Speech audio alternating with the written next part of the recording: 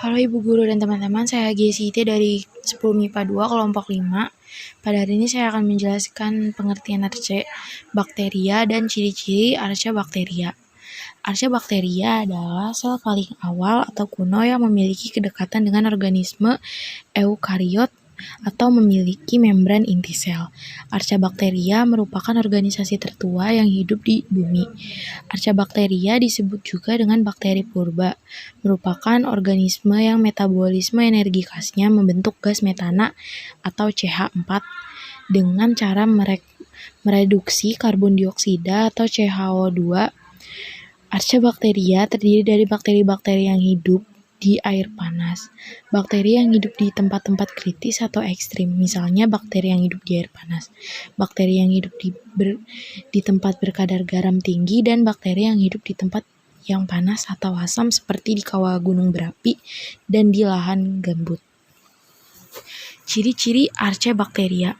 Yang pertama, ukurannya sekitar 1/10 mikrometer hingga 15 mikrometer.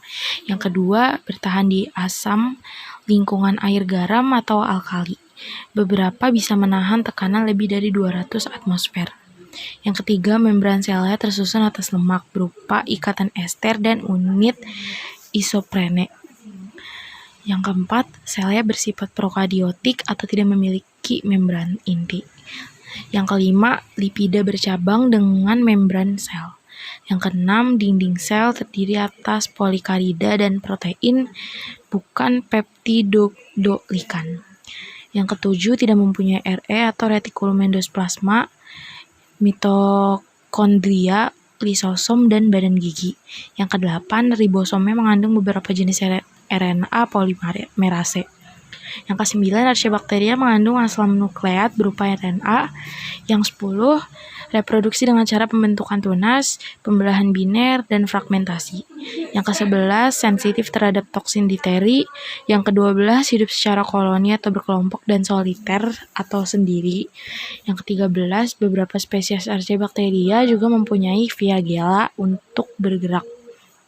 Dan sebagian besar bersifat anaerob, tetapi ada juga yang bersifat spesies atau bersifat aerob, anaerob fakultatif, dan anaerob obligat. Nama saya Medaliani. Saya akan membacakan struktur tubuh dari Archaebacteria. Perbedaan antara Archaebacteria dan Archaebacteria terletak pada sifat biokimia. Misalnya, Archaebacteria memiliki ester di lapisan lemak membran plasma, sedangkan Archaebacteria memiliki dalam sebuah bentuk ester. Struktur antara kingdom Bacteria dan Archaebacteria hampir sama. Satu-satunya perbedaan adalah komposisi struktur bakteri. Flagella atau flagellum. Flagella adalah filamen yang menonjol dari sel bakteri dan terdiri dari protein. Flagella tertindak sebagai alat bergerak, tetapi ada bakteri tanpa flagella yang bisa bergerak. Beberapa jenis bakteri yang memiliki pili yang memiliki struktur seperti flagella, tetapi lebih pendek dan lebih tipis. Pili memerankan peran khusus dalam mentransfer molekuler genotype atau DNA dari satu bakteri ke satu bakteri lain selama peristiwa konjugasi. 2. Kapsul. Bakteri yang memiliki kapsul adalah bakteri patogen atau penyebab penyakit. Hal ini berfungsi untuk mencegah fagositosis sebagai bentuk pertahanan dirinya. Kapsul ini terbuat dari polisakarida dan air yang dapat membantu atau bakteri lain. 3. Dinding sel. Dinding sel Archaebacteria terdiri dari polisakarida dan protein, namun tidak memiliki peptidoglika. Perbedaan antara bakteria dan eubakteria terletak pada penyusunan dinding selnya. 4. Membran plasma. Fungsi membran plasma adalah sebagai pelindung sekaligus mentransfer materi, mengatur keluar zat.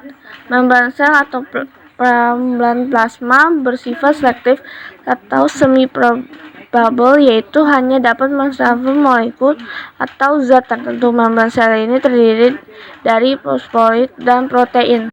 5. Sitoplasma. Sitoplasma bertindak sebagai tempat reaksi kimia untuk sel.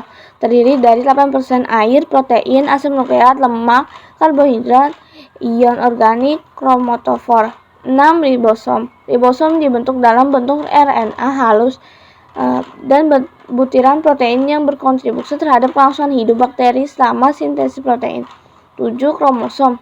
Kromosom adalah bakteria terbentuk sirkular. Fungsinya adalah untuk menyimpan materi genetik, yaitu DNA yang dapat digunakan untuk reproduksi dan hidup selnya. 8. Vakuola gas. Vakuola gas memungkinkan bakteri mengapung di permukaan air dan mendapatkan cahaya. Vakuola gas hanya dimiliki oleh bakteri air yang bersifat fotosintesis. 9. Plasmid. Plasmid yaitu sirkular DNA dapat diwariskan dengan membawa gen tertentu. Plasmida berada di sitoplasma. 10. Mesosom. Mesosom bertindak sebagai pembangkit energi. Adalah pusat pembentukan dinding sel baru dan pembelahan sel. 11. Klorosom. Klorosom adalah bentuk di bawah plasma mengandung pigmen lain yang berperan dalam fotosintesis. Perkenalkan, nama saya Anissa Melinda. Saya akan menjelaskan tentang sistem reproduksi Archaebacteria.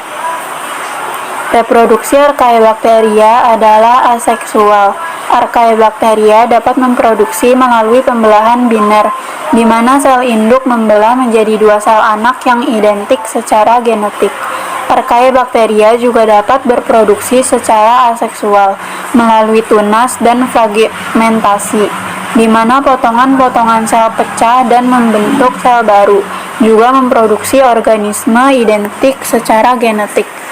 Berikut penjelasan perkembangan biakan Archaebacteria melalui pembelahan biner, pembentukan tunas, dan fragmentasi. 1. Pembelahan biner. Dalam pembelahan biner, bakteri membelah langsung dari satu sel menjadi 2 sel, 4 sel, 8 sel, 16 sel, dan seterusnya. 2. Pembentukan tunas. Bakteri membentuk tunas dalam bentuk ranting dan akhirnya mengendap membentuk bakteri baru. Dapat ditemukan di keluarga Streptomycetaceae. 3. Fragmentasi. Fragmentasi adalah membentuk individu baru. Biasa terjadi pada alga dalam membentuk benang dan dapat ditemukan di osilator.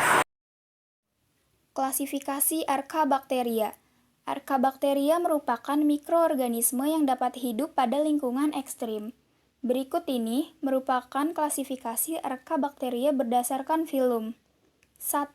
Crenarchaeota.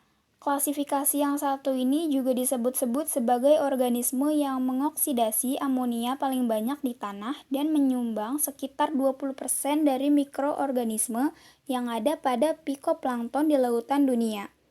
Jenis Archaea yang satu ini banyak ditemukan di lingkungan laut. Selain itu, jenis Archaea yang satu ini berasal dari lingkungan yang bersuhu tinggi, misalnya mata air panas dan ventilasi hidrotermal bawah laut. 2. Archaearchaeota. Mikroorganisme Archaearchaeota merupakan jenis Archaea yang menghasilkan metana, baik itu metana yang berasal dari sedimen laut maupun darat seperti persawahan. Sama seperti Crenarchaeota, bahwa Archaearchaeota juga termasuk mikroorganisme yang diisolasi dari lingkungan panas, metanogenik, dan lingkungan garam tinggi atau halofil. 3. Corarchaeota. Menurut Page and R., seorang penulis proceeding dari National Academy of Sciences of the United States of America, jenis Corarchaeota diperoleh dari sampel mata air panas di Taman Nasional Yellowstone. 4. Nanoarchaeota. Jenis Nanoarchaeota juga berasal dan hidup di lingkungan dengan suhu tinggi. Berdasarkan Encyclopedia Britannica, Nanoarchaeota tumbuh dan membelah di permukaan Archaea yang lainnya. Jenis ini belum bisa terdeteksi dalam kultur murni. Selama ini mereka hanya terdeteksi dalam kultur laboratorium campuran. 5. Taumarchiota. Jenis Taumarchiota merupakan pengoksidasi amonia yang paling penting bagi lingkungan perairan dan daratan. Archaea ini disebut sebagai archaea pertama yang terlibat dalam proses nitrifikasi. Contoh dari Taumarchiota adalah Nitrosopomylus martimus yang habitatnya adalah laut. Perkenalkan, nama saya Arneta Maulani. Saya akan menjelaskan manfaat Archaea Bacteria.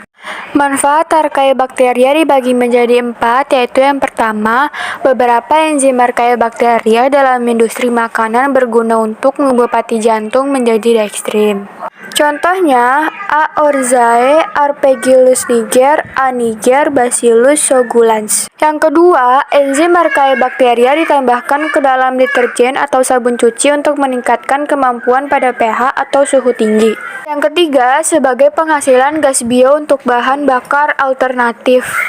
Yang keempat, beberapa spesies Archaea Bacteria dimanfaatkan untuk mengatasi pencemaran, misalnya tumpahan minyak.